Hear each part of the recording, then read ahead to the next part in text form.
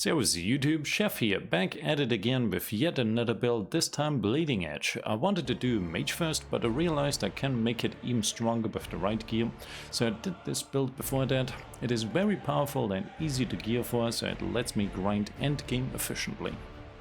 As you can see in the footage playing, this build is entirely focused around Bleeding Edge, comboing it with the usual suspect Frenzied Blows.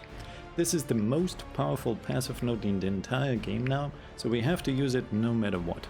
With that said, I don't recommend picking it up early though, since the doubled rage cost will require some rage cost and transfer time reduction on gear first. More detail on what to spec into when leveling in the passive section. Then the other skills we are using are not my favorite. I don't really like the melee weapon skills, but with the new two-handed buffs in 1.0 we don't really have a choice. At the very least, these skills now have become useful. Because of the new modifiers that we have now, we can finally get some damage buffs out of them. First one of those is Juggernaut. It gives us some defense and stuns trash mobs. It's a panic button you can press when you're on low health. Sovereign Shout gives us some defense as well and movement speed, which counteracts the debuff we get from one of our passives. I'm not a huge fan of the animation though. Standing still to do that shout always felt very bad, and it requires some thought when you actually buff yourself, since you don't want to lock yourself into that animation when a boss charges up an attack. Then Tracker's Reach is more of a filler, to be honest. It has a long animation and doesn't give us any useful buffs, so I rarely use it.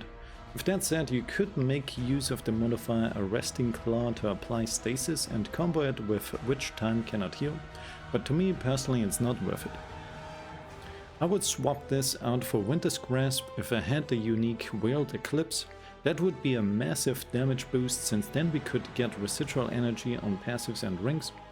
I already managed to roll one residual energy on my rings. It's fairly difficult to get, so this would be for min-maxing in the ultra endgame. And the last two skills that we are using are Warpath and Wings of Ishmir. They are for traveling around the map.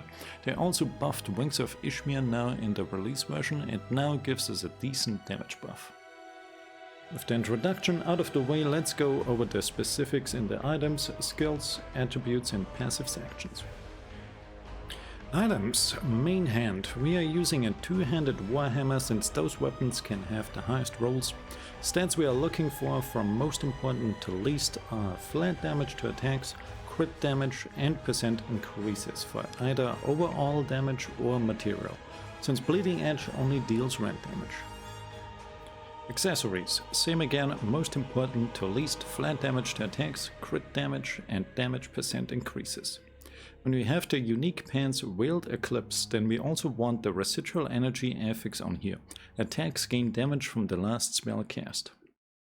Belt is the unique The Trial. This applies Mark of Impurity automatically.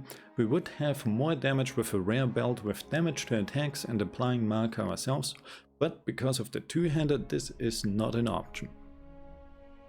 Shoulders and gloves with rage cost reduction, percent damage increase, and attributes, preferably ferocity. Chest, helmet and pants, most important is transfer time reduction, then percent damage increases, and last attributes. Boots with percent move speed, percent damage and attributes.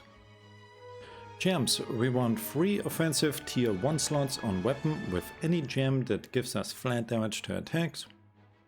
On chest, helmet and pants we want defensive tier 1 with Alexandrite gems until we reach 100% block chance. Then we get tier 2 defensive slots for more block efficiency with also Alexandrite. And support sockets with tier 3 with Amethyst if you lack cost and transfer time reduction on gear. If not, get support tier 2 with rubies for more damage.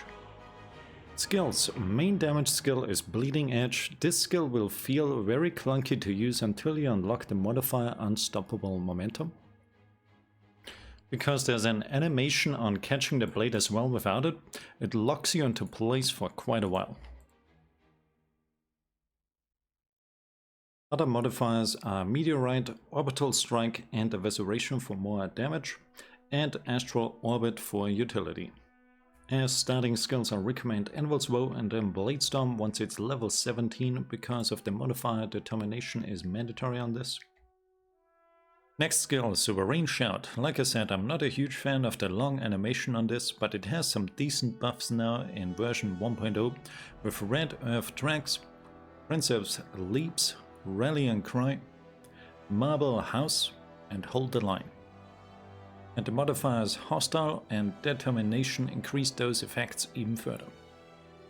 Next, Tracker's Reach with Justice, Rapid, Retracting and Preserving to almost remove the cooldown, Unrelenting to increase the range, and then if you want the modifier Arresting to combo it with the passive which time cannot heal, or Wrangler and Panopticon for more range. One path with the most important modifier Forge a Path and Sprinting Strides, and the others Overwhelming, Burning Lifeblood, Marrow, and Break the Line for more damage. And the last skill, Wings of Ishmir with Relentless Pursuit and Lightspeed for mobility, Apparatus, Crew, and Rippling for the buff. Like I said, swap out Tracker's Reach for Winter's Grasp with these modifiers if you have Wield Eclipse. Attributes. As always, I'm going full ferocity for the highest damage gain, since each point in our primary attribute gives us the highest damage bonus per point. That is only personal preference, so if you want to sacrifice a little bit of damage for tankiness, spec 1/3 of your points into toughness. When playing story mode, I recommend half of the points into toughness since story mode bosses hit hard. Passives. This is the finalized tree. Keep in mind that you can turn the wheels on the left side. So to the south on the first ring there is the soldier tree. Then we have the assassin and the cavalist here. And then on the third ring we have Arms Maester and White Arrow. I will now go through with points to take first while leveling. We start off in the soldier tree, grab all the crit damage here, and then early game we take the wild card, and we drop it late game, since score is fallen off late game. Then we go down into the assassin's tree, picking up Merciless Lethality, going up into the scholar tree to get into the Praetorian to grab crit damage here, and here. Into the Exorcist passive tree to grab Branded Burst for some damage reduction. Then we are starting the second part of the tree in the Sentinel, getting into Warmonger, grabbing Manic Slaughter, and if you don't have Life Leech on your weapon you can pick up this one. Making our way up into the Ranger, into Siegebreaker, getting crit damage and block efficiency, and more block chance here. Then by this point you should have found a decent two-handed weapon, so we're gonna continue down into the Assassin's Tree, going into Arms Maester, picking up all the two-handed weapon damage here.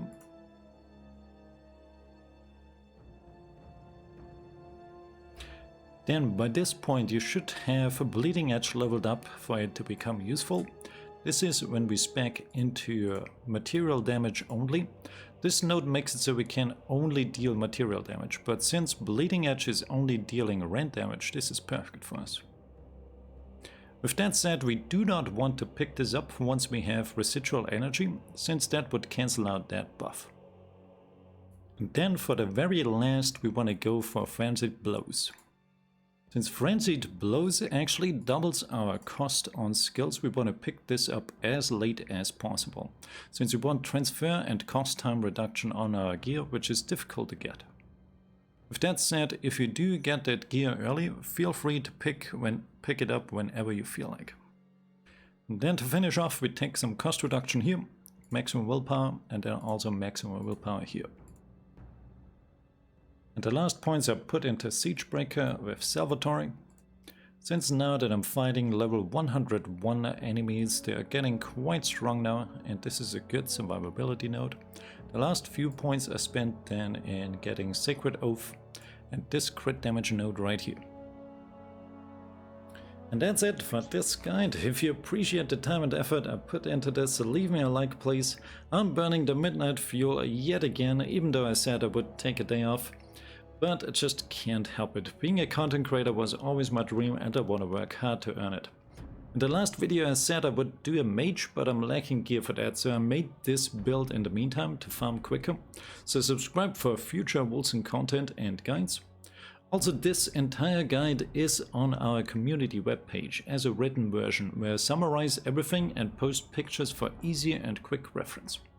And as always, I'll leave you with more gameplay. Servus YouTube. What do you want?